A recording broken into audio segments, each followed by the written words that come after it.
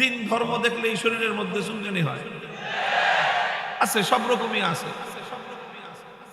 এবং দুই শ্রেণীর মানুষের আচরণ এবং তাদের পরিচয় তাদের বিভিন্ন অ্যাক্টিভিটির দ্বারা প্রকাশ পেয়ে যায়। যদি এরা প্রথম শ্রেণীর মানুষ হয়, দিনদার মানুষ হয়, তাহলে তারা তাদের কর্তৃত্বাধীন, তাদের নিয়ন্ত্রণাধীন প্রতিষ্ঠানের মধ্যে এমন অনেক নিয়ম, এমন অনেক রুলস, এমন অনেক ট্র্যাডিশন তারা চালু করে, যেটার দ্বারা সেই প্রতিষ্ঠানে কর্মরত সমস্ত মানুষগুলো দিন ধর্ম পালন করতে অনেক ক্ষেত্রে, অধিকাংশ ক্ষেত্রে উদ্বুদ্ধ হয়, কোনো কোনো ক্ষেত্রে বাধ্যও হয়। যেরকম আমরা মাঝে মাঝে শুনি যে অনেকে আমাদেরকে বলে যে হুজুর আমার কারখানায় শ্রমিকদেরকে বলে দিছি যে কারখানায় কাজ করতে হলে নামাজ পড়তে হবে, নামাজের ব্যবস্থা করে দিয়েছি পুরা কারখানার মধ্যে। আজানের সময় আজান হয়, পুরা কারখানা বন্ধ হয়ে যায়, সব শ্রমিকরা নামাজে দাঁড়ায় যায়।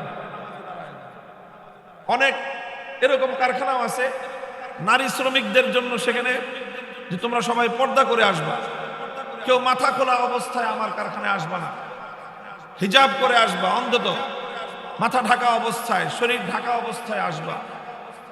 এই ধরনের কিছু নিয়ম নীতি অনেক জায়গায় আছে না নাই? এর বিপরীত আছে, অনেক প্রতিষ্ঠান এমন আছে যে সেখানে সামান্য কর্তৃত্ব পেয়ে তারা এরকম নিয়ম জারি করে দেয় যে এখানে কোনো মহিলা, কোনো মেয়ে হিজাব পরে আসতে পারবে না। আছে না নাই? মাঝে মাঝে এই ধরনের চিত্র, এই ধরনের সংবাদ আমরা দেখি, শুনি, খবর পাই।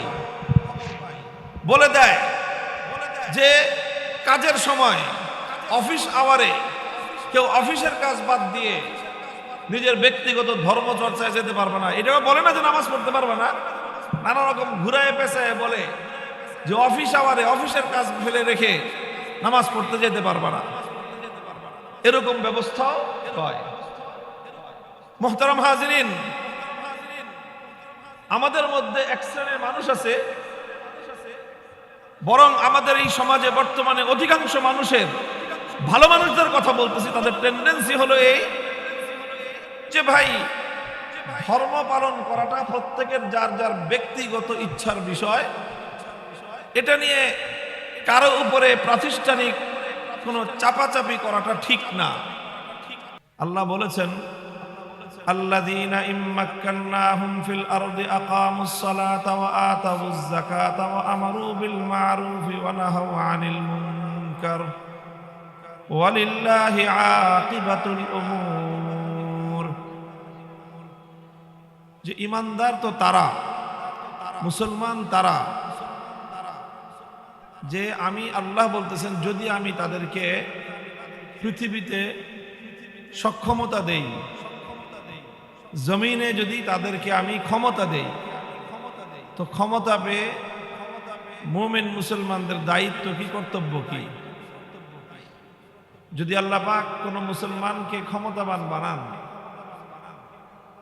বিশেষ করে রাষ্ট্র ক্ষমতা যদি আল্লাহ কোনো ঈমানদারকে দান করেন, রাষ্ট্র ক্ষমতার বাইরেও যদি কোনো ভূখণ্ডের সামান্য কোনো কর্তৃত্ব যদি আল্লাহ পাক কাউকে দান করেন,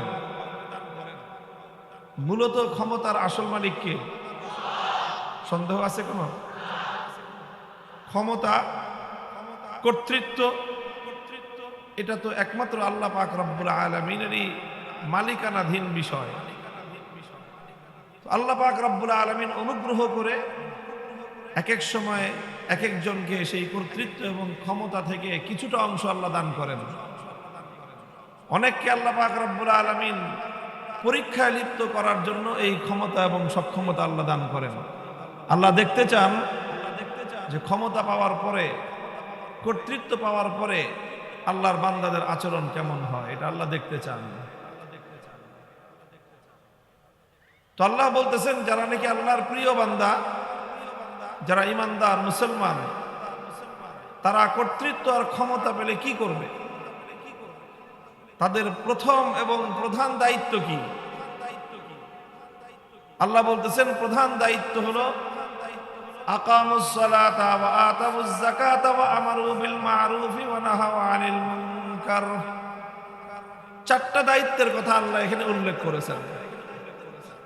প্রথম দায়িত্ব হলো যে তারা সালাত কায়েম করবে, নামাজ কায়েম করবে। এটা হলো ইমানদার ক্ষমতাবান ব্যক্তির প্রথম দায়িত্ব।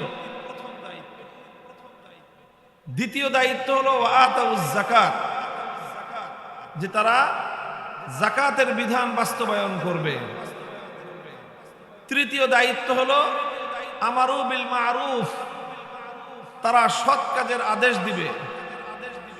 4 নম্বর দায়িত্ব হলো ওয়া নাহাউ আনিল মুনকার, সকল অন্যায়, যে রাষ্ট্র ক্ষমতা যদি মুসলমানদের হাতে আসে, মুসলমানরা যদি রাষ্ট্র পরিচালনা করে, যে নামাজ এটা তো একটা ব্যক্তিগত বিষয়, কথা খুব খেয়াল করেন। এই ধরনের কথা সবসময় আমরা আলোচনা করবার মতো উন্মুক্ত পরিবেশ পাবো না। বহু রক্তের বিনিময়ে কিছুদিনের জন্য আমরা এরকম একটা পরিবেশ পেয়েছি।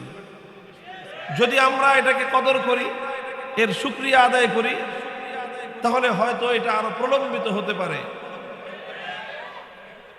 আর যদি আমরা এই নিয়ামতের যথাযথ শুকরিয়া আদায় করতে না পারি, এই নিয়ামত আল্লাহ চাইলে যে কোনো সময় আমাদের কাছ থেকে ছিনিয়েও নিতে পারেন।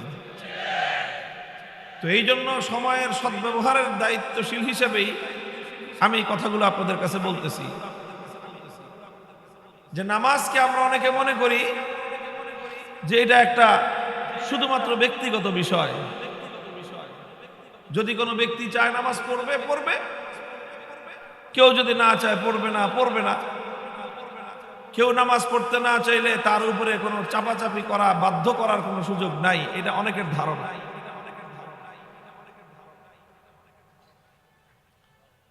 মাঝে মাঝে আমাদের দেশে কিছু কিছু কর্তৃপক্ষীয় জায়গা থেকে এই ধরনের কিছু বিষয় আমরা লক্ষ্য করি। অনেক কোম্পানি আছে, অনেক প্রতিষ্ঠান আছে, ব্যবসায়িক প্রতিষ্ঠান, শিক্ষা প্রতিষ্ঠান অথবা অন্য যে কোনো সমাজ কল্যাণমূলক প্রতিষ্ঠান, এই সমস্ত প্রতিষ্ঠানের কর্তৃপক্ষ দুই রকমই হয়। কেউ হয় একটু ভালো, বেশ যথেষ্ট দিনদার, দিনের দিকে, ইমানের দিকে অনেক অগ্রসর, এমনও হয়। আবার অনেকের সম্পূর্ণ বিপরীতমুখীও হয়। দিন ধর্ম দেখলেই শরীরের মধ্যে চুলকানি হয়, আছে, সব রকমই আছে। এবং দুই শ্রেণীর মানুষের আচরণ এবং তাদের পরিচয় তাদের বিভিন্ন অ্যাক্টিভিটির দ্বারা প্রকাশ পেয়ে যায়। যদি এরা প্রথম শ্রেণীর মানুষ হয়, দিনদার মানুষ হয়, তাহলে তারা তাদের কর্তৃত্বাধীন, তাদের নিয়ন্ত্রণাধীন প্রতিষ্ঠানের মধ্যে এমন অনেক নিয়ম, এমন অনেক রুলস, এমন অনেক ট্র্যাডিশন তারা চালু করে, যেটার দ্বারা সেই প্রতিষ্ঠানে কর্মরত সমস্ত মানুষগুলো দিন ধর্ম পালন করতে অনেক ক্ষেত্রে, অধিকাংশ ক্ষেত্রে উদ্বুদ্ধ হয়, কোন কোন ক্ষেত্রে বাধ্যও হয়। যেরকম আমরা মাঝে মাঝে শুনি যে অনেকে আমাদেরকে বলে যে হুজুর, আমার কারখানায় শ্রমিকদেরকে বলে দিছি যে কারখানায় কাজ করতে হলে নামাজ পড়তে হবে, নামাজের ব্যবস্থা করে দিয়েছি পুরা কারখানার মধ্যে। আজানের সময় আজান হয়, পুরা কারখানা বন্ধ হয়ে যায়, সব শ্রমিকরা নামাজে দাঁড়ায় যায়। অনেক এরকম কারখানাও আছে নারী শ্রমিকদের জন্য, সেখানে যে তোমরা সবাই পর্দা করে আসবা, কেউ মাথা খোলা অবস্থায় আমার কারখানায় আসবা না, হিজাব করে আসবা, অন্তত মাথা ঢাকা অবস্থায়, শরীর ঢাকা অবস্থায় আসবা। এই ধরনের কিছু নিয়ম নীতি অনেক জায়গায় আছে না নাই? এর বিপরীত আছে। অনেক প্রতিষ্ঠান এমন আছে যে সেখানে সামান্য কর্তৃত্ব পেয়ে তারা এরকম নিয়ম জারি করে দেয় যে এখানে কোনো মহিলা, কোনো মেয়ে হিজাব পরে আসতে পারবে না। আছে না নাই? মাঝে মাঝে এই ধরনের চিত্র, এই ধরনের সংবাদ আমরা দেখি, শুনি, খবর পাই। বলে দেয় যে কাজের সময়, অফিস আওয়ারে কেউ অফিসের কাজ বাদ দিয়ে নিজের ব্যক্তিগত ধর্ম চর্চায় যেতে পারবে না। এটাও বলে না যে নামাজ পড়তে পারবে না, নানা রকম ঘুরায় পেঁচায় বলে যে অফিস আওয়ারে অফিসের কাজ ফেলে রেখে নামাজ পড়তে যেতে পারবে না, এরকম ব্যবস্থাও হয়। মুহতারাম হাজিরিন, আমাদের মধ্যে এক শ্রেণীর মানুষ আছে, বরং আমাদের এই সমাজে বর্তমানে অধিকাংশ মানুষের, ভালো মানুষদের কথা বলতেছি, তাদের টেন্ডেন্সি হলো এই যে ভাই ধর্ম পালন করাটা প্রত্যেকের যার যার ব্যক্তিগত ইচ্ছার বিষয়, এটা নিয়ে কারো উপরে প্রাতিষ্ঠানিক কোনো চাপাচাপি করাটা ঠিক না, এইরকম ধারণা অনেকে রাখে। কথা বলেন ঠিক না বেঠিক? এই ধারণা ইসলামী কনসেপ্টের সাথে, ইসলামী যে শাসন, ইসলামের যে ব্যবস্থা, কোরআন সুন্নাহর যে ব্যবস্থা, মুসলমানদের যে চিন্তা চেতনা সম্পূর্ণ পরিপন্থী। ইসলাম পরিষ্কার বলে দিয়েছে, আলা কুল্লুকুম রাইন ওয়া কুল্লুকুম মাসউলুন আন রাইয়াতিহি, প্রত্যেকে দায়িত্বশীল। প্রত্যেকে যেরকম নিজের ধর্মের ব্যাপারে, নিজের দায়িত্বের ব্যাপারে আল্লাহর কাছে তাকে জবাব দিতে হবে, তার অধীনস্থ প্রত্যেকটা লোকের দিনদারির বিষয়ে তাকে জবাব দিতে হবে। নিজে নামাজ পড়লেই শুধু হবে না, একজন বাবাকে নিজের প্রত্যেকটা সন্তানের নামাজের হিসাব আল্লাহর কাছে দিতে হবে। নিজে রোজা রেখে নিজে হাজি, ডবল হাজি, ট্রিপল হাজি, বছর বছর হাজি, প্রতি বছর ওমরা হাজি, এগুলো করে মনে করে যে দায়িত্ব শেষ, অথচ ছেলে পেলেরা দিনদারি পালন করে না, মেয়েরা পর্দা পুশিদা করে না, মনে করছে বছর বছর হজ করলেই বুঝি আল্লাহ পাক জান্নাতের ওই পারে নিয়ে ফেলা দিবেন। তাহলে